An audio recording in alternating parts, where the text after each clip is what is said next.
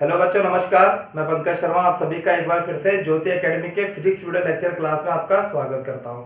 आज एक नया चैप्टर स्टार्ट करेंगे। चैप्टर का नाम है न्यूक्लियर फिजिक्स। इससे प्रीवियस जो आपने चैप्टर पढ़ा है वो एटॉमिक फिजिक्स है। ये सेम यूनिट है, यूनिट नंबर 8। यूनिट नंबर 8 में आपको पता है 2 चैप्टर आपको पढ़ने हैं। एक चैप्टर था चैप्टर नंबर 14 एटॉमिक फिजिक्स, जिसमें आपने एटम के बारे में डिटेल से स्टडी की है। एटम परमाणु, उसके मिड में अति सूक्ष्म स्थान पर एक समस्त द्रव्यमान केंद्रित होता है जिसे नाभिक कहा जाता है। इस चैप्टर में हम इसी नाभिक के बारे में चर्चा करेंगे, जिसे इंग्लिश में न्यूक्लियर कहा जाता है। न्यूक्लियर फिजिक्स नाम से चैप्टर है, ठीक है। इसमें आप डिटेल से स्टडी करेंगे। थोड़ा सा मैं आपको ब्रीफ इंट्रोडक्शन दे देता हूँ। एटॉमिक फिजिक्स में आपने पूरे परमाणु के बारे में अध्ययन किया था कि इसकी कक्षीय त्रिज्या कैसे ज्ञात करेंगे, इसका कक्षीय वेग किस प्रकार से ज्ञात करेंगे, इसकी एनर्जी क्या होगी, अलग अलग एनर्जी लेवल पर इसकी काइनेटिक एनर्जी क्या होगी, इसकी पोटेंशियल एनर्जी क्या होगी, उत्तेजन ऊर्जा क्या होती है। हर मॉडल की कमियां और हर मॉडल के अचीवमेंट यहाँ पर आपने डिटेल से पढ़े हैं। न्यूक्लियर फिजिक्स में आप इस पूरे चैप्टर को 3 भागों में पढ़ेंगे। मेनली इस चैप्टर को इसके 3 पोर्शन होंगे। जो पहला पोर्शन है वो है इंफॉर्मेटिक पोर्शन, यानी आप यहाँ पर इंफॉर्मेशन यहाँ पर कलेक्ट करेंगे। जैसे यहाँ पर समस्थानिक क्या होते हैं, परमाणु द्रव्यमान मात्रक क्या होता है, यहाँ पर बंधन ऊर्जा क्या होती है, इस तरह की बातें आप यहाँ पर पढ़ोगे। जो बी पोर्शन आएगा वहां पर आप रेडियो एक्टिव एलिमेंट के बारे में पढ़ेंगे, जिसमें अर्ध आयु, माध्य आयु वगैरह सब चीजें आएंगी। और लास्ट के पोर्शन में नाभिकीय विखंडन, नाभिकीय विखंडन और नाभिकीय संलयन अभिक्रियाओं के बारे में पढ़ेंगे, जिसमें परमाणु बम, नाभिकीय भट्टी, इस तरह की चीजें जो पढ़ेंगे, जो मॉडर्न फिजिक्स में आती है और मॉडर्न कल्चर में आप बहुत सारी चीजें आप आपके दैनिक जीवन में भी ये काम आती है। इस तरह की यहाँ पर पढ़ेंगे। तो बेटा चैप्टर को स्टार्ट करते हैं। यहाँ पर सबसे पहले इसका पार्ट ए स्टार्ट करेंगे, जिसमें जो पहला पोर्शन आएगा वो है नाभिक का द्रव्यमान। हमारे पास अभी तक किसी भी पदार्थ को मापने के 2 तरीके हैं। एमकेएस पद्धति में हम किलोग्राम में मापते हैं और सीजीएस पद्धति में हम ग्राम में मापन करते हैं। लेकिन यहाँ पर होता क्या है कि नाभिक में अति सूक्ष्म स्थान पर बहुत सारे जो प्रोटॉन और न्यूट्रॉन उपस्थित होते हैं, उनका द्रव्यमान बहुत छोटा होता है। इन द्रव्यमान, इनके अत्यंत सूक्ष्म होने के कारण, इनके द्रव्यमान इतना लघु होने के कारण एक नई यूनिट को इजाद करना पड़ा, एक नई यूनिट की डिस्कवरी करनी पड़ी, जिसे कहा जाता है AMU, अंग्रेजी में कहते हैं एटॉमिक मास यूनिट। तो इसी के बारे में मैं यहाँ पर पहले आपको पढ़ाऊंगा।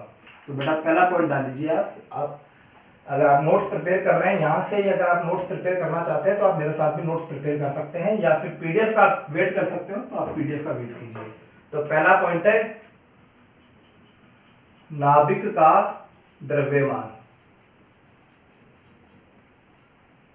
द्रव्यमान का मतलब होता है वैल्यू ऑफ मैटर, ठीक है। तो देखते हैं यहाँ पर नाभिक में थोड़ी बेसिक बातें तो आप जानते होंगे। नाभिक की बात कर रहा हूं मैं, ये नाभिक है। नाभिक में कौन कौन उपस्थित होते हैं? न्यूट्रॉन और न्यूट्रॉन के साथ प्रोटॉन। न्यूट्रॉन पे चार्ज कैसा होता है? न्यूट्रॉन पॉजिटिव चार्ज होता है, सॉरी न्यूट्रॉन न्यूट्रल होता है और प्रोटॉन पॉजिटिव चार्ज पार्टिकल होता है। इसके चारों ओर कौन घूमता है? इसके चारों ओर इलेक्ट्रॉन परिक्रमण करता है। क्यों करता है इलेक्ट्रॉन परिक्रमण? क्योंकि यहाँ पर पॉजिटिव है और यहाँ पर नेगेटिव है, तो यहाँ पर विद्युत आकर्षण बल के कारण। ये सारी चीजें आपने डिटेल से पढ़ी है प्रीवियस में, आपको ये चीजें पता भी होनी चाहिए। ऐसा नहीं है कि पढ़ लिया और भूल जाए, इस तरह का बिल्कुल भी ना करें। तो देखते हैं बेटा यहाँ पर नाभिक में धन आवेशित कण प्रोटॉन व उदासीन कण, मैं उदासीन यहाँ पर न्यूट्रल को उदासीन कह रहा हूं, यहाँ पर वह उदासीन कण न्यूट्रॉन पाए जाते हैं। सम्मिलित रूप से इनको न्यूक्लियॉन कहा जाता है, मैं आगे भी लिखा दूंगा इसको।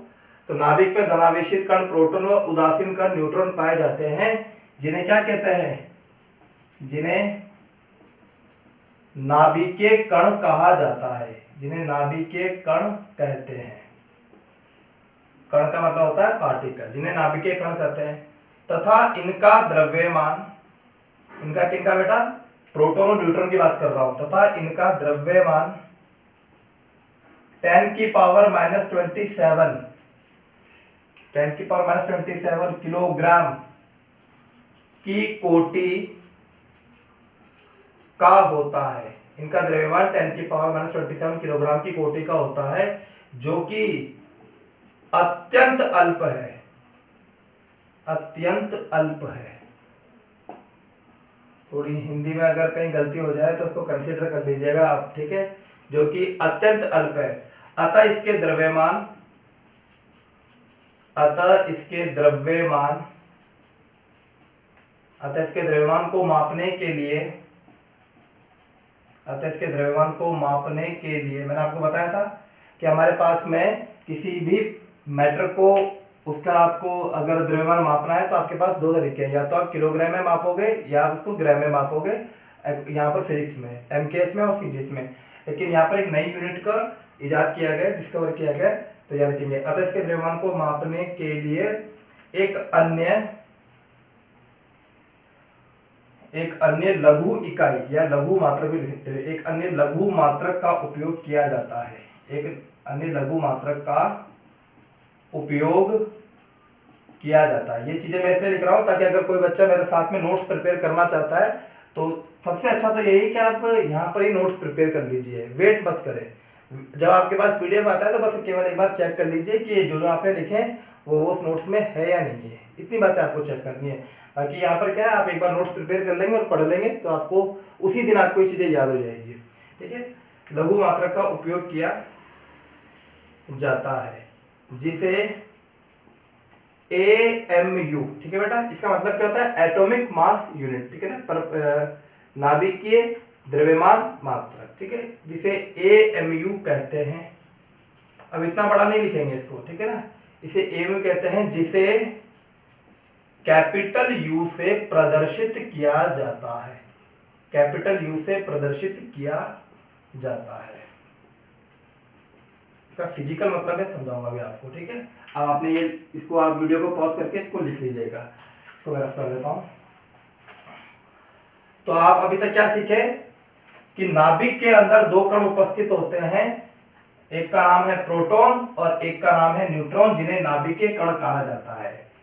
प्रोटॉन पॉजिटिव पार्टिकल होता है और न्यूट्रॉन न्यूट्रल पार्टिकल होता है, उसमें उसके अंदर कोई चार्ज नहीं होता। जो प्रोटॉन होता है उस पर आवेश कितना होता है, +E, ठीक है बेटा, और सेकंड पार्टिकल न्यूट्रॉन पर आवेश कितना होता है, 0, जिन्हें सम्मिलित रूप से न्यूक्लियन भी कहा जाता है।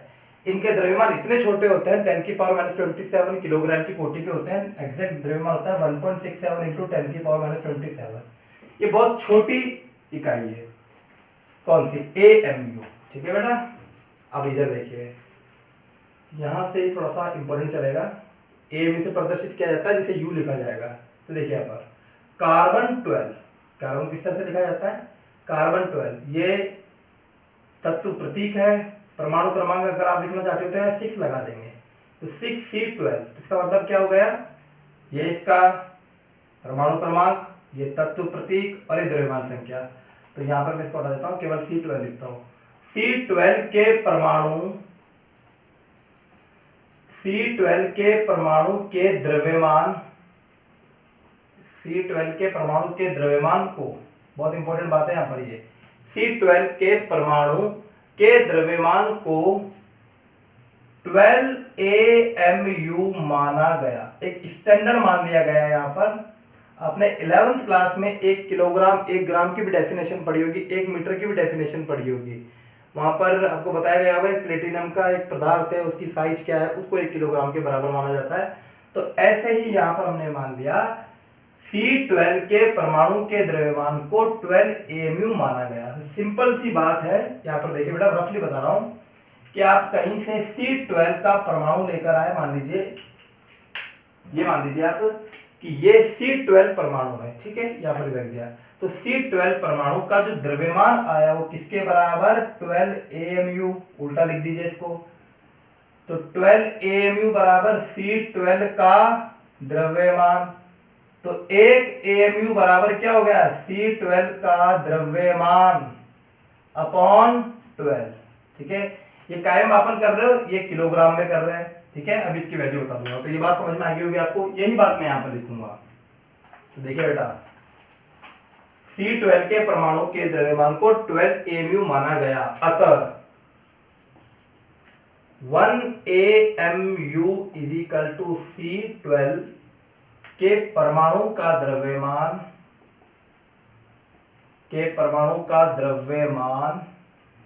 अपॉन 12। ठीक है, ये बात आपको ध्यान रखनी होगी। 1 AMU किसके बराबर होता है, C12 के परमाणु का द्रव्यमान अपॉन 12। वैसे ये ऑक्सीजन से भी इसको कंपेयर किया जाता है, लेकिन वो बात मैं आपको लिखा नहीं रहा हूँ। जो अभी वर्तमान में है वही बात मैं आपको लिखाऊंगा। पहले ऑक्सीजन से कंपेयर किया जाता था। तो 1 AMU इज इक्वल टू हो गया C12 के परमाणु का द्रव्यमान अपॉन 12। अब वैल्यू की बात कर लेते हैं। तो 1 AMU इज इक्वल टू होता है, C12 के परमाणु का द्रव्यमान होता है 1.99247 इंटू 10 की पावर -26 किलोग्राम। मुझे वैल्यू याद है 1.992647 इंटू 10 की पावर -26 अपॉन 12 आप यहाँ पर कर देंगे। तो जो 1 AMU की वैल्यू आई वो आपको याद रखनी है 1.660539 इंटू 10 की पावर -27 kg। न्यूमेरिकल में हालांकि ये वैल्यू दे दी जाएगी, लेकिन आप कोशिश करना इस वैल्यू को याद करने की। ठीक है ना, 1.660539 इंटू 10 की पावर -27 kg। ये नोट कीजिए बेटा। तो देखिए बेटा, इसमें अब स्टार पॉइंट डाल के लिखेंगे। पहला पॉइंट है, किसी भी परमाणु, मैं यहाँ पर परमाणु और नाभिक दोनों की बात कर रहा हूँ यहाँ पर। ठीक है ना, इसलिए कंफ्यूज मत होना कि सर नाभिक वाला चैप्टर पढ़ा रहे हो, आपने तो परमाणु लिख दिया। ठीक है, ये यूनिट जो है AMU, ये परमाणु में भी काम आती है और ये नाभिक में भी काम आती है। तो किसी भी परमाणु या किसी भी नाभिक, ठीक है ना, किसी भी परमाणु के द्रव्यमान, को U का मतलब क्या है यहाँ पर, AMU, किसी परमाणु के द्रव्यमान को U परमाणु मात्रक से, ऐसे लिख दीजिए, किसी परमाणु के द्रव्यमान को परमाणु मात्रक U से मापने पर, बहुत इंपॉर्टेंट पॉइंट है, किसी भी परमाणु के द्रव्यमान को, चाहे वो कार्बन हो चाहे ऑक्सीजन हो, कोई भी हो, जो भी आप आवर्त सारणी में पढ़ते हैं, U से मापने पर उसका निकटतम पूर्णांक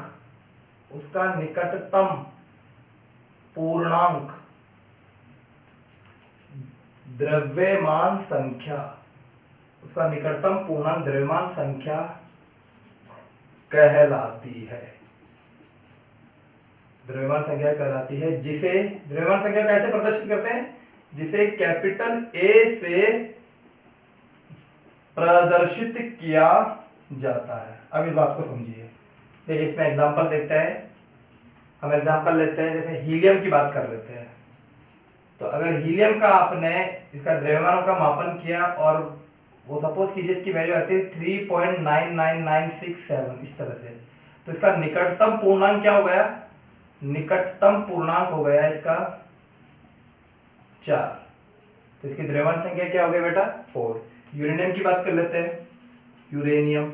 यूरेनियम का परमाणु क्रमांक होता है,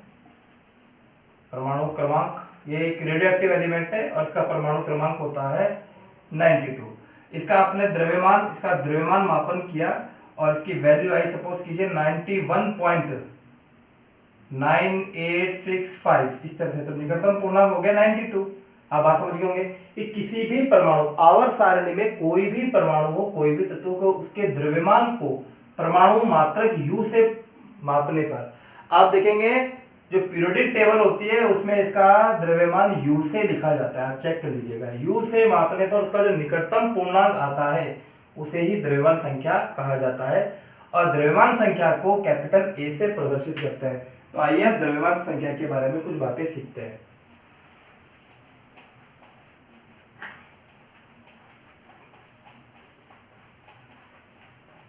देखिए बेटा, अगला पॉइंट है, ये काम को देखो एक मिनट। अतः ए से प्रदर्शित किया जाता है, अतः नाभिक में उपस्थित अतः नाभिक में उपस्थित प्रोटॉन व न्यूट्रॉन की संख्या, प्रोटॉन व न्यूट्रॉन की संख्या, दोनों की संख्या का योग, प्रोटॉन न्यूट्रॉन की संख्या का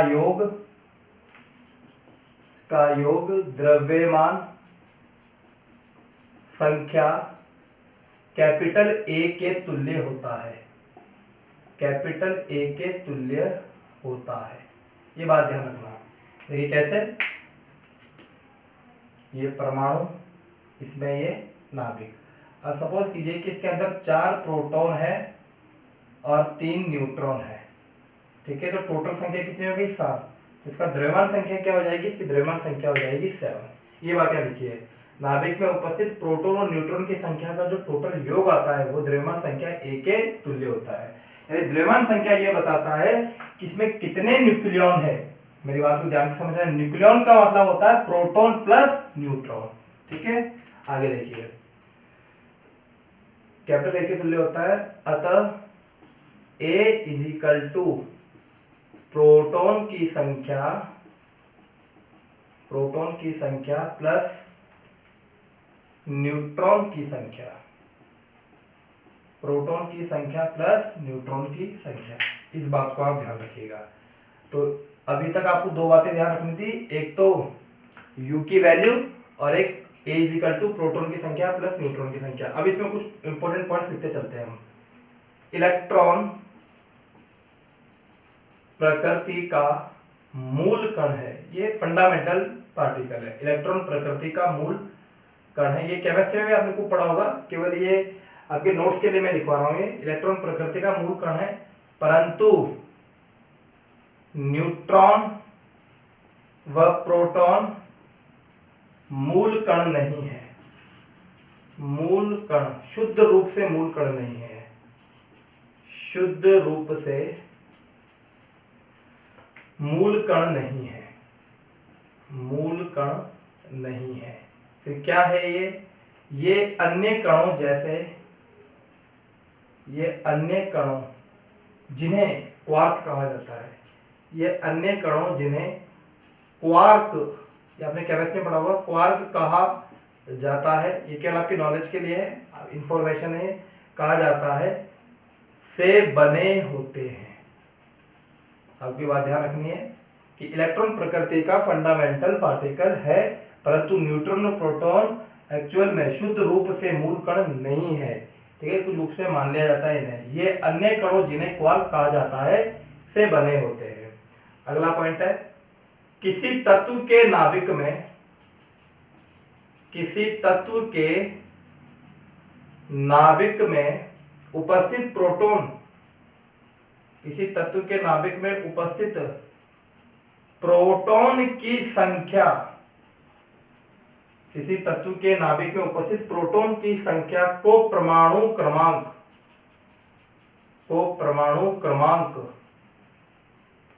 कहा जाता है, परमाणु क्रमांक भी कहते हैं। इसे कैपिटल Z से प्रदर्शित करते हैं। सब बातें जो मैं आपको बता रहा हूं ये सब इंफॉर्मेशन है, ये आपको हो सकता है पता भी हो। प्रदर्शित करते हैं, ठीक है बेटा, नोट कर लीजिएगा इसको। अच्छा, इसको Z से प्रदर्शित करते हैं, ये भी आप जानते हैं। अब ये जो संख्या है इसका इलेक्ट्रॉन से कंपेयर करते हैं, तो देखिए बेटा,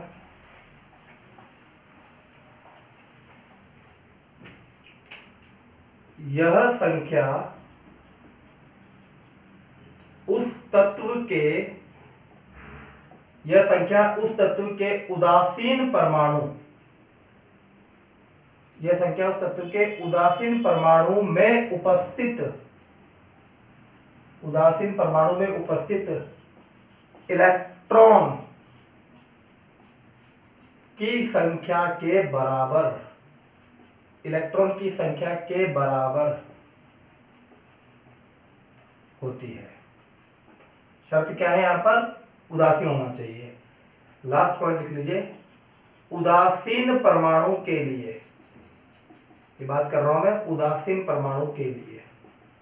देखिए यहां पर उदासीन परमाणु के लिए Z इज इक्वल टू किसके बराबर होगा? प्रोटॉन की संख्या बराबर इलेक्ट्रॉन की संख्या बराबर परमाणु क्रमांक। ये बातें ध्यान रखना। इसके बाद अगले वीडियो लेक्चर में मैं यहाँ से स्टार्ट करूँगा, ठीक है। तो आपको 3 बातें मुख्यतः ध्यान रखनी है कि यहाँ पर इस चैप्टर में आप जो द्रव्यमान का मात्रक यूज करोगे वो करोगे परमाणु द्रव्यमान मात्रक। शॉर्ट में इसको कहा जाता है, इसका AMU और लिखा जाएगा इसको U से। ये अंडरस्टैंडिंग है। फुल फॉर्म होती है इसकी एटॉमिक मास यूनिट परमाणु द्रव्यमान मात्रक, ठीक है बेटा। इसकी वैल्यू आप ध्यान रखना। ये किसके बराबर होता है? एक AMU बराबर होता है C12 के परमाणु का द्रव्यमान अपॉन 12। इसकी वैल्यू मैंने आपको बताई।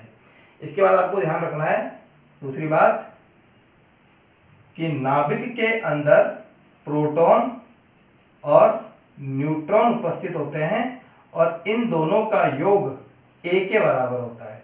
A क्या होता है? यहाँ पर A द्रव्यमान संख्या होती है जो इस परमाणु का जो टोटल जो द्रव्यमान होगा उसका निकटतम पूर्णांक कहलाता है।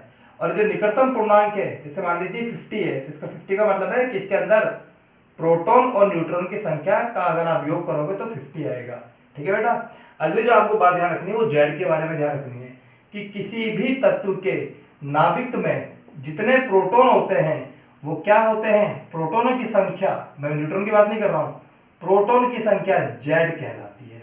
और अगर उदासीन है, यहां सबसे इंपॉर्टेंट बात ये है, यह संख्या उस तत्व के उदासीन परमाणु में उपस्थित इलेक्ट्रॉन की संख्या के बराबर होती है। देखो कैसे? उदासीन तो तभी होगा ना, जैसे मान लीजिए यहाँ पर 20 प्रोटॉन है तो इसका मतलब क्या हो गया? 20 इस पर आवेश हो गया। अब ये पूरा परमाणु उदासीन कब होगा? जब 20 इलेक्ट्रॉन होंगे, माइनस का 20 इलेक्ट्रॉन, तो ये दोनों बराबर हो जाएंगे। आई बात समझ में? तो Z इज इक्वल टू किसके बराबर है? प्रोटॉन की संख्या बराबर इलेक्ट्रॉन की संख्या, और इस Z को कहा जाता है परमाणु क्रमांक। इसके बाद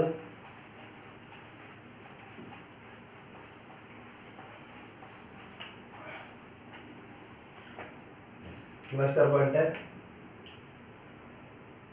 नाभिक में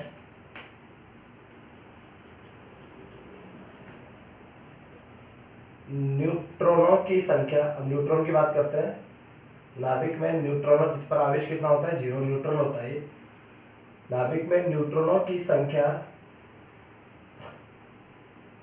न्यूट्रॉन संख्या कहलाती है। न्यूट्रॉन संख्या कहलाती है, जिसे कैपिटल N से प्रदर्शित किया जाता है। ये ध्यान रखना आप, कैपिटल N से इसको प्रदर्शित करते हैं, इसे कैपिटल N से प्रदर्शित किया जाता है। तो द्रव्यमान संख्या क्या हो गई? आप समझ गए होंगे। अतः द्रव्यमान संख्या बराबर प्रोटॉन की संख्या प्लस न्यूट्रॉन की संख्या, प्रोटॉन की संख्या प्लस न्यूट्रॉन की संख्या दोनों का योग। द्रव्यमान संख्या को A से प्रदर्शित किया जाता है, प्रोटॉन की संख्या को आपने अभी पढ़ा Z से प्रदर्शित किया जाता है, और न्यूट्रॉन की संख्या को किससे? N से प्रदर्शित किया जाता है। तो A इज इक्वल टू क्या फॉर्मूला हो गया? Z प्लस N, ठीक है। अभी आपको बताया भी गया था, वही चीज है ये। अगला स्टार पॉइंट देखिए। अगला स्टार पॉइंट है प्रोटॉन व न्यूट्रॉन को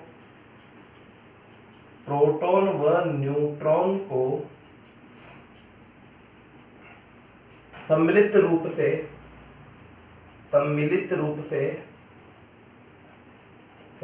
से न्यूक्लियॉन कहा जाता है।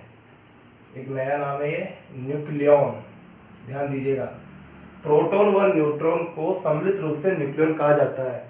तो नाभिक में कौन उपस्थित होता है? न्यूक्लियॉन। मैं न्यूक्लियॉन कहता हूं, इसका मतलब है यहाँ पर प्रोटॉन और न्यूट्रॉन दोनों की बात कर ली मैंने। और वो किसके बराबर होता है? वो द्रव्यमान संख्या के।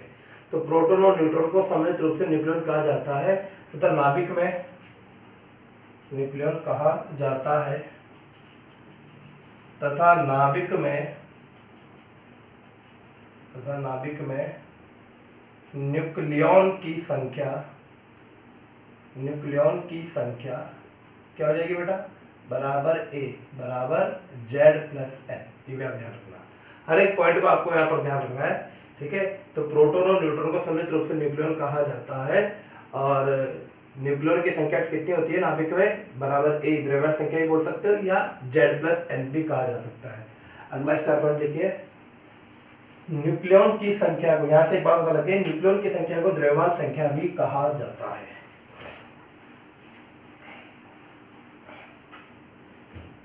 न्यूक्लियॉन की संख्या को, अगला स्टार पॉइंट है, न्यूक्लियॉन की संख्या को द्रव्यमान संख्या भी कहते हैं। न्यूक्लियॉन की संख्या को द्रव्यमान संख्या भी कहते हैं। अगला स्टार पॉइंट बेटा, ये वेरी इंपॉर्टेंट है, इस पे बेस प्रश्न पूछे जा सकते हैं। किसी भी तत्व को, कोई भी रासायनिक तत्व हो, किसी भी तत्व को निम्न प्रकार से प्रदर्शित किया जाता है। निम्न प्रकार से प्रदर्शित किया जाता है। प्रदर्शित करने के यहाँ पर दो तरीके हैं, या तो उसको लिखा जाएगा ZXA या उसे लिखा जाएगा ZXA। आप दोनों में से कोई भी मेथड लिख लीजिएगा।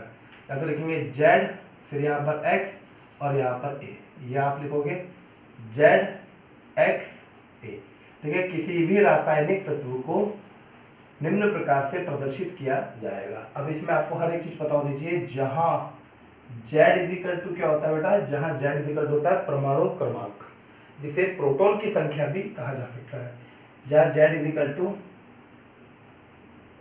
एक काम करते हैं पहले X की बात कर लेते हैं। जहां X इजिकल टू तत्व का रासायनिक प्रतीक, रासायनिक प्रतीक से मेरा मतलब है, जैसे ऑक्सीजन की बात करोगे तो क्या लिखोगे आप, 8 ऑक्सीजन 16, ठीक है। कार्बन की बात करोगे तो 6C12, तो ये X है। तो X का मतलब यहाँ पर तत्व का प्रतीक है, सिंबल है यहाँ पर, ठीक है ना, एलिमेंट का सिंबल है। तो X इजिकल टू तत्व का रासायनिक प्रतीक, Z इजिकल टू तत्व का परमाणु क्रमांक।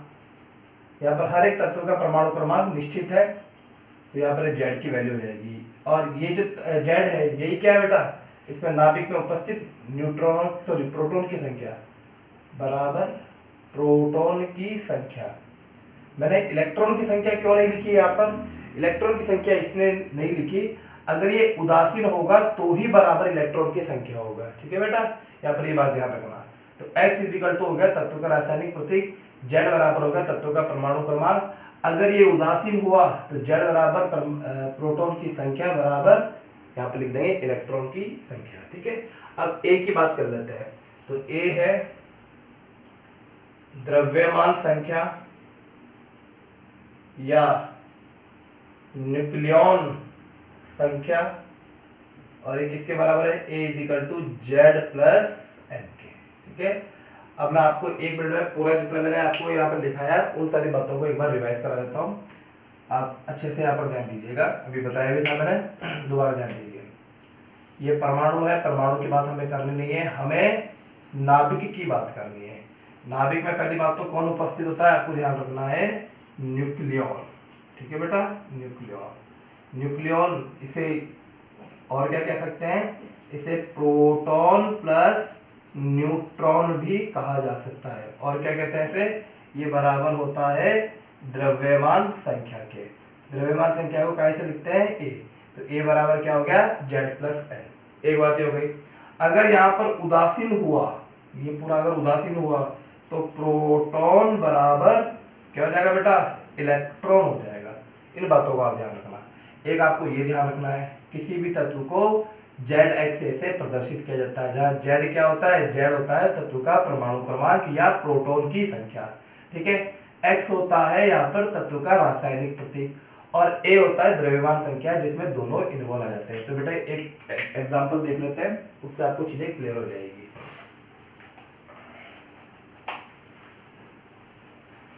जैसे मान लीजिए आपको एग्जांपल दिया गया कि 92 यूरेनियम फॉर एग्जांपल 92 यूरेनियम 238 में proton comma neutron comma electron की संख्या बताएं। इलेक्ट्रॉन की संख्या बताएं। तो सॉल्यूशन देखिए बेटा इसका। सबसे पहले तो देख लीजिए ये उदासीन है। उदासीन होते ही, उदासीन है तो क्या है आपको ध्यान रखना है, उदासीन है तो प्रोटॉन बराबर इलेक्ट्रॉन हो जाएगा। यहाँ पर प्रोटॉन जेड कितना है, यहाँ पर जेड है यहाँ पर 92, ठीक है, और ए है यहाँ पर 238। तो बेटा उदासीन है तो प्रोटॉन बराबर इलेक्ट्रॉन बराबर जेड। तो प्रोटॉन की संख्या बराबर इलेक्ट्रॉन की संख्या बराबर कितना हो गया बेटा 92, ठीक है। अब ए क्या होता है, ए होता है Z plus N. A equal to होता है जेड प्लस एन, यानी ए बराबर प्रोटॉन की संख्या प्लस न्यूट्रॉन की संख्या। ध्यान दीजिए यहाँ पर ए की वैल्यू कितनी है 238, प्रोटॉन की संख्या है 92 और न्यूट्रॉन की संख्या है, यहाँ पर ज्ञात कर लेंगे। तो यहाँ पर न्यूट्रॉन्स की संख्या आ जाएगी, न्यूट्रॉन बराबर 238 माइनस 92, तो 138 प्लस 8 146 इसका आंसर आ जाएगा। तो बेटा क्या आ गया यहाँ पर, प्रोटॉन है 92, इलेक्ट्रॉन है 92, ये लिख भी रखा है मैंने यहाँ पर, प्रोटॉन है 92, इलेक्ट्रॉन है 92 और न्यूट्रॉन है 146, ठीक है। इस तरह से आपको याद करना है। तो आज के वीडियो लेक्चर में केवल इतना ही मैं पढ़ाऊंगा। इसको आप चाहो तो यहाँ से भी आप कॉपी में नोट कर सकते हैं, या फिर जब मैं पीडीएफ आपको यहाँ पर सेंड करूंगा तब भी आप नोट कर सकते हैं। इससे ज़्यादा बेटर ये कि आप मेरे साथ ही नोट करते चले, ताकि आपको चीज़ें ज़्यादा अच्छे से क्लियर होती जाएगी। इसको आप पूरे वीडियो लेक्चर को अच्छे से देखिएगा, हर एक बात को अच्छे से पकड़ने की कोशिश कीजिएगा, ताकि आपको आगे की दिक्कत ना आए। तो आज के वीडियो लेक्चर बेटा इतना ही। Thank you.